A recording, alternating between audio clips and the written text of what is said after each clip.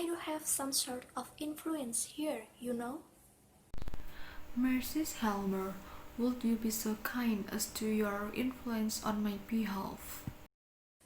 What do you mean? I wonder if you would be kind enough to make sure that I keep my subordinate position at the bank. I don't understand. No use pretending you don't know. I know who's hunted me out. I assure you. Never mind, there's still time to stop it. I advise you to use your influence to do something about it. I have no influence. You just said, listen to me. I am prepared to fight for my little job at the bank. As if I were fighting for my life. It's not just the money. You know, it's something else. I'll explain it to you. Shall I tell you about it? I expect you know, like everybody else, that some time ago I made a mistake. I have heard something of it. I was never brought to trial for it, but from then on, all roads were blocked to me. You know what business I went into then. I had to do something. I don't think I've been as bad as others. Now I want to put all that behind me. My sons are growing up, and I have to get as much public respectability as I can for their sakes. For me, that job at the bank was my first step on the ladder. Now your husband wants to kick me off again into the mud. Patrick, it's really not within my power to help you. You only say that because you don't want to help me, but I have the means to force you. You're not going to tell my husband if I owe your money? Suppose I do? That would be a terrible thing to do, and put me in the most unpleasant position. Unpleasant?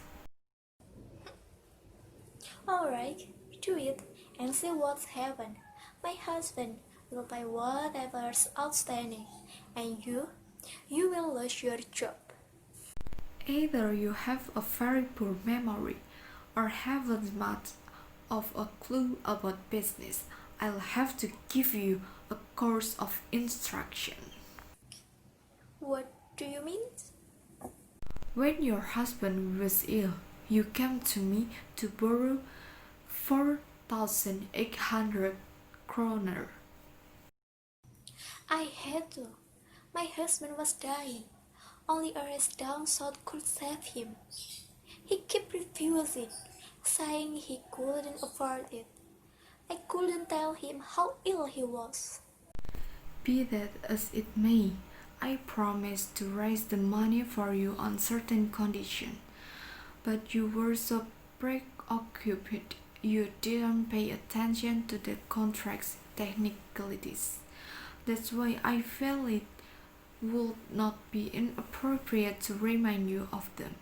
I promised to raise the money for you in exchange for an IOU, which I drew up.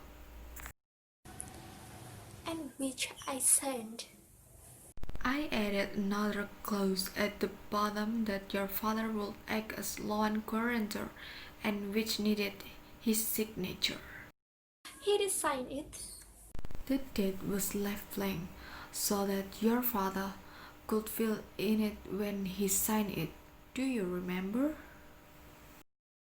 I think so. Yes. I gave you the contract to post, and 5 or 6 days later, you broke it into me with his signature. Where you when I handed over the money? What of it? I've kept my payments regular, haven't I? More or less, that must have been a very difficult time for you, because I believe your father was very ill too. He was dying. He did die shortly afterward. Yes. Do you By any chance, remember the day your father died, the date?